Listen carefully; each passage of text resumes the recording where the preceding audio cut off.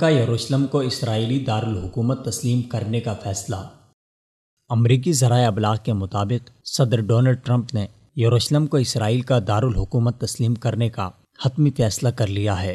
امریکی حکام کی جانب سے آنے والی تازہ ترین اطلاعات کے مطابق ٹرمپ نے 5 دسمبر کو مختلف رہنماؤں کو اپنے فیصلے کے حوالے سے آگاہ کرتے ہوئے بتایا کہ وہ اسرائیل کے ساتھ کیا گیا وعدہ پورا کر رہا ہے اور یروشلم کو اسرائیل کا بلا شرکت غیر دارالحکومت تسلیم کرنے کا فیصلہ کر چکا ہے۔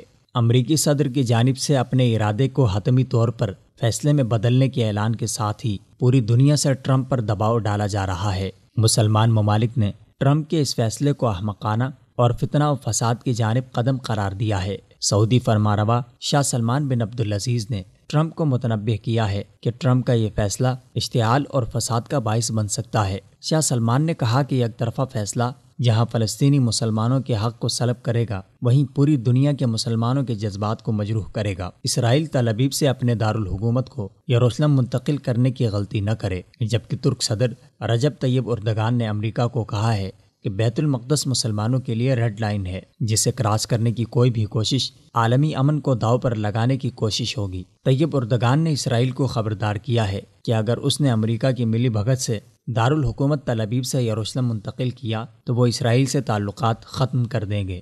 یاد رہے کہ ترکی اور اسرائیل میں 6 سال بعد تعلقات بحال ہوئے ہیں۔ ترکی نے کہا ہے کہ یروشلم فلسطینی مسلمانوں کا ہے اور فلسطینی اسے اپنا دارالحکومت سمجھتے ہیں۔ شاہ اردن کنگ عبداللہ نے کہا ہے امریکہ کا یہ فیصلہ دوبارہ امن کو بحال کرنے کی کوششوں کو متاثر کرے گا اور مشرق وسطیٰ میں نئی جنگ چھیڑنے کے مترادف ہوگا۔ فرانسیسی صدر اور مصر کے صدر عبدالفتاح السیسی نے بھی امریکہ کو متنبہ کیا ہے کہ وہ ایسے کسی بھی اقدام سے گریز کرے۔ بصورت دیگر امریکہ کا یک طرفہ فیصلہ 2 تاریخی اختلافات رکھنے والے گروہوں کو ایک طویل جنگ میں دھکیل دے گا۔ دوسری جانب فلسطین کے صدر محمود عباس نے امریکہ کے اس فیصلے کو مسترد کرتے ہوئے کہا ہے کہ امریکہ اپنے وعدوں اور اسرائیل سے قربت کی وجہ سے حقائق کو مسخ کرنے والا فیصلہ کر رہا ہے، جس سے بیت المقدس میں اشتعال اور پوری دنیا میں عالمی سطح پر برے اثرات مرتب ہو سکتے ہیں۔ عرب اتحاد کے سربراہ ابو احمد الغیث نے اس فیصلے کو خطرناک قرار دیتے ہوئے ٹرمپ کو اس سے اجتناب برتنے کا کہا ہے۔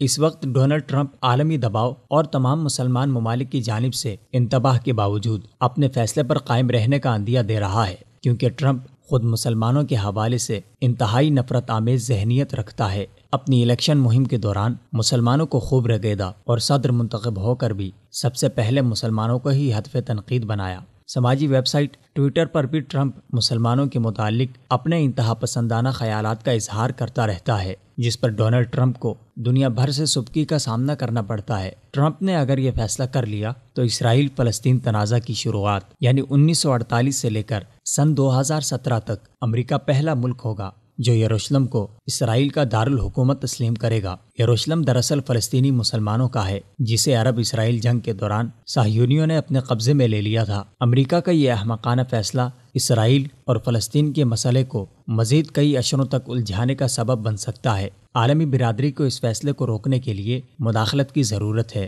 جبکہ مسلمان ممالک کو چاہیے کہ وہ ہر ممکن کوشش کر کے اس فیصلے کو مسترد کرتے ہوئے امریکہ کو گھٹنے ٹیکنے پر مجبور کریں۔